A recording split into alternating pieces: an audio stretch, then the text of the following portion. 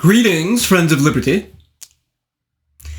In a recent, stunning Telegraph piece published on January 7th, columnist Allison Pearson described the history of Britain's ongoing Pakistani grooming gang scandal, its latest dramatic developments, including the involvement of Elon Musk, and her own reactions. Let's read some first parts of her article together, which Allison begins in the form of a fairy tale.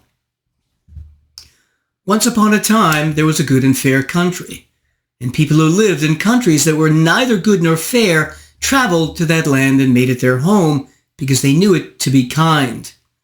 But some men who made that land their home brought the values of countries that were neither kind nor fair with them. Such men hated the female children they found in the good and fair country. They disgusted the men and they tempted them, which made them hate the female children even more. The monsters, for that is what the men became over time, caused savage harm to thousands of girls, so many that no one is yet sure of the number and may never be. But the people of that enlightened land did not protect their daughters. They abandoned them to their fate. Police, whose duty it was to look after the most vulnerable, either arrested the girls, dismissed their pleas for help, or left them with their tormentors.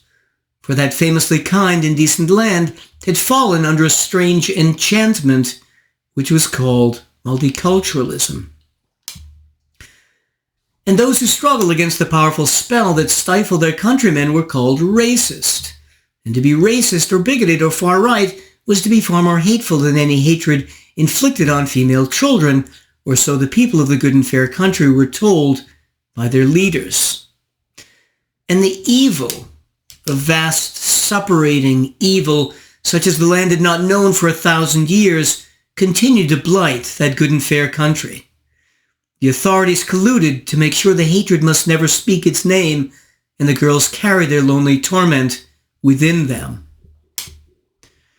Then one day, the richest man in the whole wide world came along and broke the dark spell. Elon had read court transcripts, telling what these monsters had done to the female children, and he could not believe such unfathomable depravity had taken root in the good and fair country. Here Allison turns from her fairy tale format, but I shall continue to the end with it. In that good and fair land, the people who still before the second of two great wars had loved freedom, since they knew that freedom had made their land among the wisest and richest in the whole wide world, were now entranced by sorcerers who told them freedom was bad. Those sorcerers sang the Red Anthem in Parliament and told the people they must sacrifice for others. And so their hospitals and doctors and nurses, who were famous around the world for healing the sick and curing the lame, now killed them by the tens of thousands instead. But the people of that good and fair land knew it not. And soon also in that good and fair land, the mothers and fathers who before that second great war had sent their children to schools and colleges paid for by themselves for their learning, now let the learning of their children be controlled and funded by the state. And so all their sons and daughters who before had learned to be wise and good, now often weren't even taught to read and write well, as their mothers and fathers had been. Instead, they were taught by the state that boys really could be girls and girls boys. They were taught that the sun would soon set the world aflame because cars and houses burned oil and gas.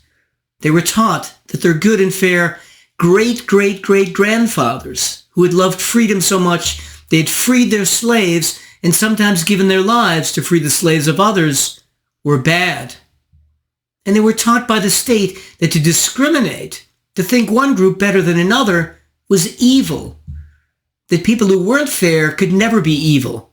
And if they were, to pretend they weren't. And their state television service helped to spread these fables throughout the land, but they loved it still. And so the people of that good and fair land couldn't see, just as they were blind to the tens of thousands their state hospitals killed every year without cause, that many of the evil things they and their children now believed came from the enormous state funding and control of their schools largely begun since that Second Great War, and also came from sea to shining sea, from the state schools of that land far across the Atlantic. They too knew it not. They all thought instead, like the good and fair Allison, that it was the ideas that were to blame. And in a way, they were. But they knew not that it was the state schools from whence the bad ideas had come, and from whence they then went into the minds of their children, poisoning them. And so many of the great evils in their land became hard to vanquish because they saw not their source.